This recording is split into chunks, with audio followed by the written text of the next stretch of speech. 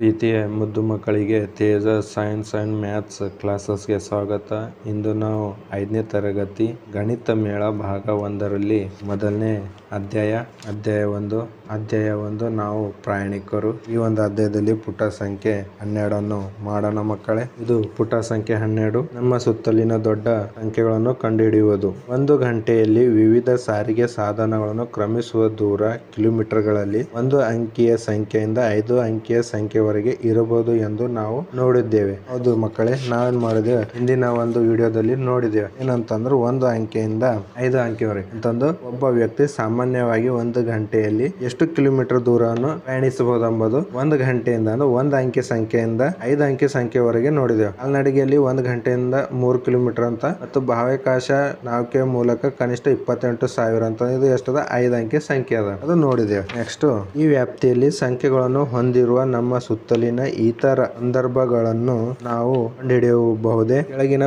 ಪರಿಸ್ಥಿತಿಯನ್ನು ಪರಿಗಣಿಸೋಣ. ಒಂದು ಪುಸ್ತಕವು ಸುಮಾರು 200 ಪುಟಗಳನ್ನು ಹೊಂದಿರುತ್ತವೆ ಮತ್ತು ಪ್ರತಿ ಪುಟವು ಸುಮಾರು 50 ಪದಗಳನ್ನು ಹೊಂದಿರುತ್ತೆ. ಆದ್ದರಿಂದ ಪುಸ್ತಕವು ಒಟ್ಟು 10,000 ಪದಗಳನ್ನು ಹೊಂದಿವೆ. ಪಠ್ಯ ಪುಸ್ತಕದಲ್ಲಿ 4 ಅಂಕಿಯ ಎಣಿಕೆ ಇರುವ ಯಾವುದಾದರೂ ಸಂಖ್ಯೆಯನ್ನು ಹುಡುಕಿ. ಈಗ ನಮ್ಮ ಶಾಲೆಯಲ್ಲಿ ಇದನ್ನು ಪ್ರಯತ್ನಿಸೋಣ. ಈಗ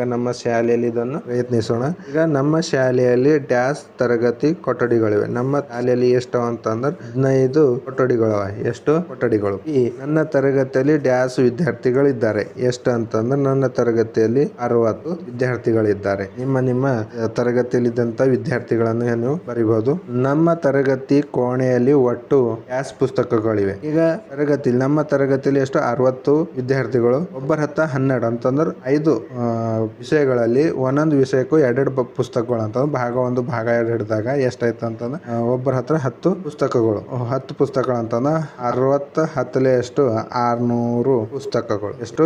ನಮ್ಮ ತರಗತಿ ಕೋಣೆಯಲ್ಲಿ ಒಟ್ಟು 600 ಪುಸ್ತಕಗಳಿವೆ. ನೆಕ್ಸ್ಟ್, ತರಗತಿ ಕೊಠಡಿಯಲ್ಲಿ ಎಣಿಕೆ 4 ಅಂಕಿ ಸಂಖ್ಯೆ ಆಗಿರುವ ಅಥವಾ 5 ಅಂಕಿ ಸಂಖ್ಯೆ ಆಗಿರೋ ಯಾವುದಾದರೂ ಹುಡುಕಿ. ನಾನು ತರಗತಿ ಕೊಠಡಿಯಲ್ಲಿ ಅಂತಂದ್ರೆ ನೋಡ್ರಿ, 4 ಅಂಕಿ ಸಂಖ್ಯೆ ಯಾವ್ದಂತಂದ್ರೆ ತರಗತಿಯಲ್ಲಿರೋ ಒಟ್ಟು ನೋಟ್ ಪುಸ್ತಕಗಳ ಸಂಖ್ಯೆ 1200 ಆಗಿರಬಹುದು. ಅಥವಾ ಎಲ್ಲ ವಿದ್ಯಾರ್ಥಿಗಳ ಪೆನ್ನು ಮತ್ತು ಪೆನ್ಸಿಲ್ ಒಟ್ಟು ಎಲ್ಲ ವಿದ್ಯಾರ್ಥಿಗಳ ಪೆನ್ನು ಮತ್ತು ಪೆನ್ಸಿಲ್ಗಳ ಬಳಕೆ ಒಂದು ವರ್ಷದಲ್ಲಿ ಪೆನ್ನು ಮತ್ತು ಪೆನ್ಸಿಲ್ಗಳ ಬಳಕೆಯನ್ನು ಸೇರಿದಾಗ ಎಷ್ಟು 4 ಅಂಕಿ ಆಗ್ಬಹುದು. 1,000 2,000 3,000 ಈ ರೀತಿ ಏನು ಮಾಡಬಹುದು ಆಗಬಹುದು. ಇದು 4 ಅಂಕಿ ಸಂಖ್ಯೆ. ಅದೇ ರೀತಿ 5 ಅಂಕಿ ಸಂಖ್ಯೆ ನೋಡಿದಾಗ ಗೋಡೆ ನಕ್ಷೆಯಲ್ಲಿರುವ ಅಂತಂದ್ರೆ ಗೋಡೆ ಮೇಲೆ ನಕ್ಷೆ ಇರ್ತದೆ. ನಕ್ಷೆಯಲ್ಲಿ ನಗರಗಳ ಒಟ್ಟು ಸಂಖ್ಯೆ ಆಗಿರ್ಬೋದು. ಅಥವಾ ಶಾಲೆಯ ಲೈಬ್ರರಿಯಲ್ಲಿ ಇರುವ ಒಟ್ಟು ಪುಸ್ತಕಗಳ ಸಂಖ್ಯೆ ಎಷ್ಟು ಅಂತಂದ್ರೆ 12,000 ಅಥವಾ 12,000 ಅಥವಾ 15,000 ಅಂತ ಆಗಿರಬಹುದು. ನೆಕ್ಸ್ಟ್, ಈ ಸಂದರ್ಭದಲ್ಲಿ ಎಣಿಕೆ 4 ಅಂಕಿ ಅಥವಾ 5 ಅಂಕಿಯ ಸಂಖ್ಯೆ ಆಗಿರುವ ಕೆಲವು ಪರಿಮಾಣಗಳನ್ನು ಪಟ್ಟಿ ಮಾಡಿ.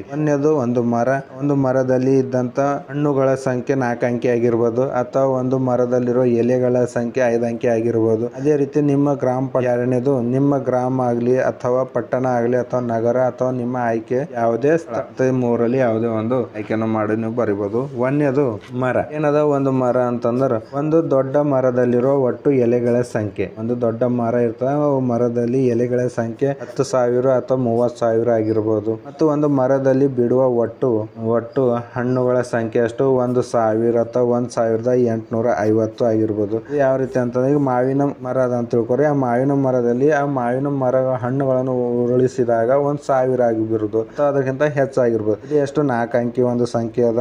ಮತ್ತು ಇದು 10,000 30,000 ಎಷ್ಟದ ಅಂತಂದ್ರೆ 5 ಅಂಕಿ ಒಂದು ಸಂಖ್ಯೆ ಅದ. ಅಂತಂದು ಒಂದು ಮರದಲ್ಲಿ ಒಂದು 4 ಅಂಕಿ ಸಂಖ್ಯೆ ಹೇಳ್ರಿ ಉದಾಹರಣೆ, ಮತ್ತೊಂದು 5 ಅಂಕಿ ಸಂಖ್ಯೆ ಹೇಳ್ರಿ ಅಂತ ಈ ರೀತಿ ಏನ್ ಮಾಡ್ಬೇಕು ಹೇಳ್ಬೇಕು. ನೆಕ್ಸ್ಟ್, ಇನ್ನೊಂದು ಎರಡನೇದು ಏನದ, ಗ್ರಾಮ ಅಥವಾ ವಾರ್ಡ್. ಗ್ರಾಮ ಅಥವಾ ವಾರ್ಡ್ ಅಲ್ಲಿ ಒಟ್ಟು ಜನಸಂಖ್ಯೆ 8,000 ಅಥವಾ ಕೆಲವೊಂದಲ್ಲಿ 9,000 ಆಗಬಹುದು. ಇದು 9,000 ಇದಿಂದ 8,000 ಎಷ್ಟು 4 ಅಂಕಿ ಒಂದು ಸಂಖ್ಯೆ ಅದ. ನೆಕ್ಸ್ಟ್, ಒಂದು ಪಟ್ಟಣದ ಒಟ್ಟು ಜನಸಂಖ್ಯೆ 70,000 ಅಥವಾ 80,000 ಆಗಿರ್ಬೋದು. ಇದು 5 ಅಂಕಿ ಒಂದು ಸಂಖ್ಯೆ ಅದ. ಈ ರೀತಿ ಏನ್ ಮಾಡ್ಬೇಕು, ನಿಮ್ಮ ಸುತ್ತಮುತ್ತಲಿದ್ದಂತ 5 ಅಂಕಿ 4 ಅಂಕಿ ಸಂಖ್ಯೆಗಳನ್ನು ಏನ್ ಮಾಡ್ಬೇಕು ಬರಿಬೇಕು. ಇಲ್ಲಿಗೆ ಪುಟ ಸಂಖ್ಯೆ 12 ಮುಗಿತು ಮಕ್ಕಳೇ.